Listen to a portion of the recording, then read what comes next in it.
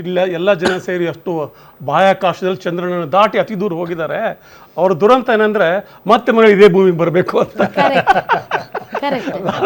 ಸರಿ, ನಾವು ಈ ಒಂದು ಮಧ್ಯಪ್ರಾಚ್ಯದ ಬಂಗಾರ ಈ ಮಧ್ಯಪ್ರಾಚ್ಯದ ಸಮಸ್ಯೆ ಏನಿದೆ, ಮಧ್ಯಪ್ರಾಚ್ಯದ ಸಮಸ್ಯೆಯನ್ನು ನಾವು ಸರಿಯಾಗಿ ಅರ್ಥ ಮಾಡ್ಕೊಳ್ಳದೆ ಹೋದ್ರೆ ನಾವು ಒಂದು ಇಸ್ರೇಲ್ ಪರವಾಗಿ ಮಾತಾಡ್ತೇವೆ. ಅಲ್ಲ, ಇಸ್ರೇಲ್ ಪರ ಇರಾನ್ ಪರ ಅಂತ ಅಲ್ಲ ಸರ್. ಈಗ ಇಸ್ರೇಲು ಮತ್ತು ಇರಾನ್ ಒಂದು ಯುದ್ಧದಂತಹ ಸನ್ನಿವೇಶ ಬರಬೇಕು ಅಂತಂದ್ರೆ ಅದಕ್ಕೆ ಬಹಳಷ್ಟು ಕಾರಣಗಳಿರ್ತವೆ ಮತ್ತು ಅದಕ್ಕೆ ಇತಿಹಾಸವೇ ಸಾಕ್ಷಿ. ಇತಿಹಾಸದಲ್ಲಿ ನಡೆದಿರುವಂತಹ ಹಲವಾರು ಘಟನೆಗಳು. ಸೊ ಈ ಹಿನ್ನೆಲೆಯಲ್ಲಿ ಈಗ ಗತಕಾಲದಲ್ಲಿ ಘಟಿಸಿರುವಂತಹ ಘಟನೆಗಳನ್ನ ನೆನಪು ಹಾಕಿಕೊಂಡು ಇಂದಿನ ಮತ್ತು ಮುಂದಿನ ಭವಿಷ್ಯವನ್ನ ಹಾಳು ಮಾಡ್ಕೊಳ್ಳೋದು ಒಂದು ಮೂರ್ಖತನದ ಪರಮಾವಧಿ. ಸೊ ಹೀಗಾಗಿ ನಮಗೆ ಬೇಕಾಗಿರೋದು ಈ ಇಡೀ ಮನುಕುಲದ ಉದ್ಧಾರವೇ ಹೊರತು ಮನುಕುಲದ ಸರ್ವನಾಶ ಅಲ್ಲ. ಈ ಯುದ್ಧ ಎರಡು ದೇಶಗಳನ್ನ ಯುದ್ಧವಾಗಿ ಇದು ನಿಂತಿಲ್ಲ, ಇದು ನಮ್ಮೆಲ್ಲರನ್ನ ಅದರಲ್ಲಿ ದೂಡಿದೆ.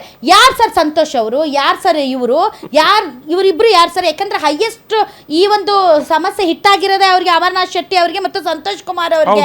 They were nowhere related to Netanyahu or Khamenei or Trump. But ಈ ಯುದ್ಧ ನಮ್ಮೆಲ್ಲರನ್ನ ಇದ್ರೊಳಕ್ಕೆ ತೆಗೆದುಕೊಂಡು ಬಂದಿದೆ ಅಂತಂದ್ರೆ ನಾವು ಯೋಚನೆ ಮಾಡಬೇಕಾಗಿರೋದು ಇಸ್ರೇಲ್ ದೃಷ್ಟಿಯಿಂದ, ಇರಾನ್ ದೃಷ್ಟಿಯಿಂದ ಅಲ್ಲ, ಅಥವಾ ನಮ್ಮ ಐಡಿಯಾಲಜಿಕಲ್ ಅಥವಾ ನಮ್ಮ ಧರ್ಮಾಧಾರಿತ ಅಥವಾ ನಮ್ಗೆ ಯಾರು ಫೇವ್ರೆಟ್ ಅಂತಲ್ಲ. ನಾವು ಯೋಚನೆ ಮಾಡಬೇಕಾಗಿರೋದು ಮನುಷ್ಯರಾಗಿ ಮಾನವೀಯತೆಯ ದೃಷ್ಟಿಯಿಂದ. ಒಂದೆರಡು ವಿಚಾರ ನಾನು ಇದರಲ್ಲಿ ಶೇರ್ ಮಾಡ್ತೇನೆ. 1947 ಬಂಗೇರ ಅವರೇ, ಸಾಮಾನ್ಯವಾಗಿ ಧರ್ಮ ಮತ್ತು ದೇಶ ಸಮೀಕರಣ ಆಗೋದಿಲ್ಲ. ದೇಶ ಒಂದು ಸೆಕ್ಯುಲರ್ ಒಂದು ಕಾನ್ಸೆಪ್ಟು, ಧರ್ಮ ಒಂದು ಪರ್ಸನಲ್ ಕಾನ್ಸೆಪ್ಟ್. ಅದು ಧರ್ಮದ ಆಧಾರದ ಮೇಲೆ 1947 ಎರಡು ದೇಶ ಆಗ್ತವೆ, ಒಂದು ಪಾಕಿಸ್ತಾನ, ಇನ್ನೊಂದು Israel. Around the same time ಎರಡೂ ಕೂಡ ಧರ್ಮದ ಆಧಾರದ ಮೇಲೆ ಆಗಿರೋದು.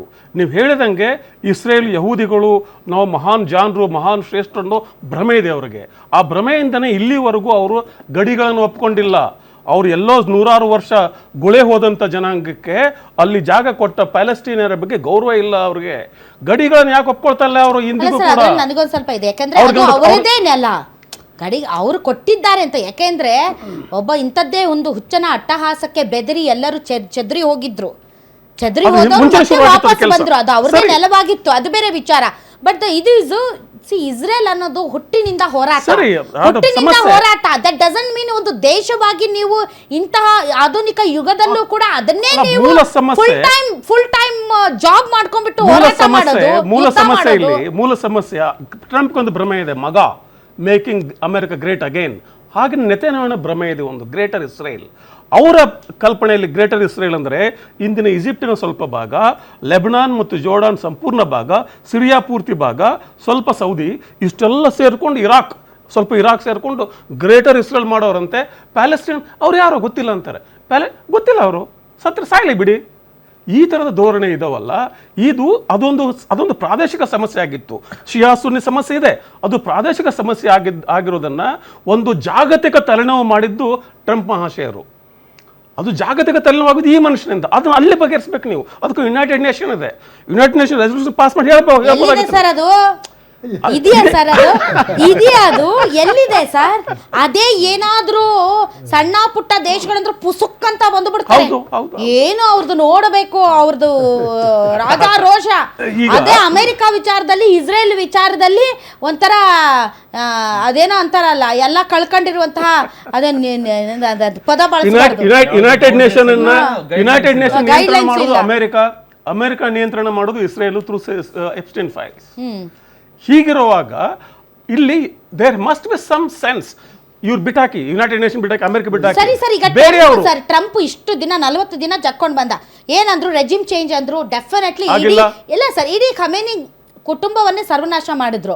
ಸೊ ಅಲ್ಲಿ ಈಗ ಯಾರು ಆಳ್ತಾ ಇದ್ದಾರೆ, ಯಾರು ಹೂ ಇಸ್ ಟೇಕಿಂಗ್ ಡಿಸಿಷನ್ಸ್ ಏನು ಗೊತ್ತಿಲ್ಲ ಹೊರಗಡೆ ಜಗತ್ತಿಗೆ.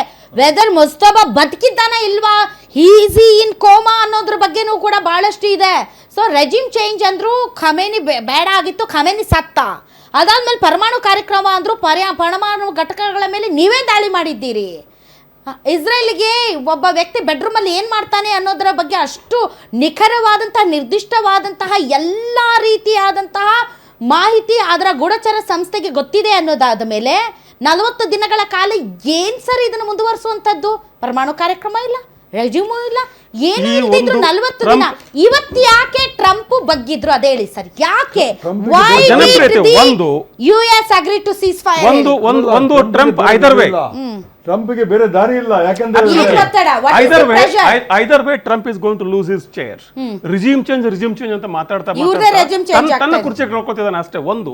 ಆಮೇಲೆ ಟ್ರಂಪ್ ಮತ್ತು ಆತನ ಸಲಹೆಗಾರರು ಇತಿಹಾಸವನ್ನೇ ಓದಿಲ್ಲ. ವಿಯೆಟ್ನಾಂ ಇಷ್ಟೆಷ್ಟು ದೇಶ ಅದರ ಮ್ಯಾಪಲ್ಲಿ ಇಷ್ಟೆಷ್ಟು ಕಾಣುತ್ತೆ ನಿಮ್ಗೆ ಅದು ವಿಯೆಟ್ನಾಂ. ಆ ವಿಯೆಟ್ನಾಂ ದೇಶದಕ್ಕೆ ಲಿಂಡನ್ ಜಾನ್ಸನ್ ಹೇಳ್ತಾನೆ 55 ಅಲ್ಲಿ 6 months ಇನ್ ಆ್ಯಂಡ್ ಔಟ್. 20 ವರ್ಷ ಯುದ್ಧ ಮಾಡ್ತಾರಲ್ಲ ಅವರು, 20 ವರ್ಷ ಅವ್ರಿಗೆ ಸಂಬಂಧನೇ ಪಟ್ಟದ ವಿಚಾರ ಅಲ್ಲ ಅದು. ವಿಯೆಟ್ನಾಂ, ನಾರ್ತ್ ವಿಯೆಟ್ನಾಮ್ ಅಲ್ಲಿ USSR ಇರ್ತದೆ, ಸೌತ್ ವಿಯೆಟ್ನಾಮ್ ಸಪೋರ್ಟ್ ಮಾಡಕ್ಕೆ ಅಮೆರಿಕನ್ ಹೋಗ್ತಾರೆ. ಅದು ಅಲ್ಲಿ ಪ್ರಾಕ್ಸಿ ಯುದ್ಧ ಆಗಿ ರಷ್ಯಾ ಮತ್ತು ಅಮೆರಿಕ ಯುದ್ಧ ಆಗಿ 20 ವರ್ಷ ಯುದ್ಧ ಆಗಿ ಅಲ್ಲಿನ ಅಮೆರಿಕದ ವಿದ್ಯಾರ್ಥಿಗಳು ಬೀದಿಗೆ ಇಳಿದು ನಮ್ಮನ್ನ ಯಾಕೆ ಕೊಲ್ತಿದ್ಯಪ್ಪ ನಮ್ಮ ಸರ್ಕಾರ ಅಂತೇಳಿ ದಂಗೆ ಎದ್ದು ಎಲ್ಲದ ಘಟನೆಗಳಾದ್ಮೇಲೆ ಕೊನೆಗೆ ನಮ್ಮ ಕೈಯಿಂದ ಏನಾಗಲಿ ವಾಪಸ್ ಬಂದಿದ್ದಾರೆ. ಇದೀಗ ಈ situation. ಈಗಲೂ ಕೂಡ ಅದನ್ನ What is the pressure? ಅದು ಜ್ಞಾಪಕ ಇದ್ರೆ ಅದು ಮತ್ತೆ ಮರುಕಳಿಸಿದೆ. ಈಗ ಇರಾನ್ನಲ್ಲಿ ನಿಮ್ಮ ಅಮೆರಿಕದ ದೊಡ್ಡ ಸೈನ್ಯ ಇರಲಿಕ್ಕಿಲ್ಲ, ಅದರ ಆತ್ಮಸ್ಥೈರ್ಯ ಇರ್ತದೆ. ಆಮೇಲೆ ಒಂದು ಅಂತಾರಾಷ್ಟ್ರೀಯ ಕಾನೂನುಗಳಿದಾವೆ ಇಲ್ಲಿ. ನೀವು ಜಿನಿವಾ ಕನ್ವೆನ್ಷನ್ ಗೊತ್ತಿದ್ದ ಮನುಷ್ಯ ಒಂದು ಸಿವಿಲೈಸೇಷನ್ ನಾಶ ಮಾಡ್ತಾನೆ ಅನ್ನೋದಿಲ್ಲ. ನಾನು ಬ್ರಿಡ್ಜ್ಗಳನ್ನ ಬಾಂಬ್ ಹಾಕ್ತೀನಿ ಅಂತ ಅನ್ನೋದಿಲ್ಲ. ಅವೆಲ್ಲ ವಾರ್ ಕ್ರೈಮ್ ಆಗ್ತವೆ. ಕೊನೆಗೆ ಏನಾಗ್ಬಿಟ್ಟಿದೆ, ಇವೆಲ್ಲ ವಿಚಾರಗಳು ಅಮೆರಿಕದ ಜನತೆ ಮರೆಯೋದಿಲ್ಲ.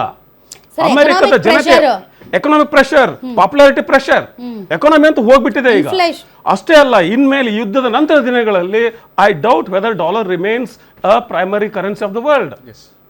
ಡಾಲರ್ ಕೂಡ ಬಿದ್ದೋಗುತ್ತೆ. ಅಸ್ತಿತ್ವ ಕಳ್ಕೊಳ್ತಾ ಇದೆ ಡಾಲರ್ ಕೂಡ, ಯಾಕಂದ್ರೆ ಈಗಾಗಲೇ ಇರಾನ್ ಅಂತ ಕೆಲವು ದೇಶಗಳು ಚೈನೀಸ್ ಕರೆನ್ಸಿಲಿ ವ್ಯಾಪಾರ ಮಾಡ್ತಿವೆ ಈಗ. They are selling oil for Chinese currency. So ಅಮೆರಿಕದ ಡಾಲರ್ಗೂ ಹೊಡೆತ ಬೀಳುತ್ತೆ. ಅದಷ್ಟೇ ಅಲ್ಲ, ಇದೆಲ್ಲ ಯುದ್ಧ ಆದ್ಮೇಲೆ ರೂಪಾಯಿ ಎದುರು ಡಾಲರ್ ಮೌಲ್ಯ ಹೆಚ್ಚಾಗ್ತಾ ಇದೆ ಹೊರತು ಸರ್ ಕುಸಿತಾ ಇದೆ. because we are dealing in dollar for oil I trade. know. No, for oil trade we are using dollars. we are not we are maximum using ನಮ್ಮ ರುಪಿಗೆ trade ರಾಷ್ಟ್ರದಿಂದ. No, there is conventions ಇಲ್ಲ don't ಇಲ್ಲ apply. Sir, ನೀವು ಅಂತಾರಾಷ್ಟ್ರೀಯ ಮಾರುಕಟ್ಟೆಯಲ್ಲಿ ನೀವು dollar ಮುಖಾಂತರನೇ oil Conventions don't allow you, allow that. ನೀವು Saudi ಆಗ್ಲಿ ಇರಾಕ್ ಡಾಲರೇ ಕೊಡಬೇಕು.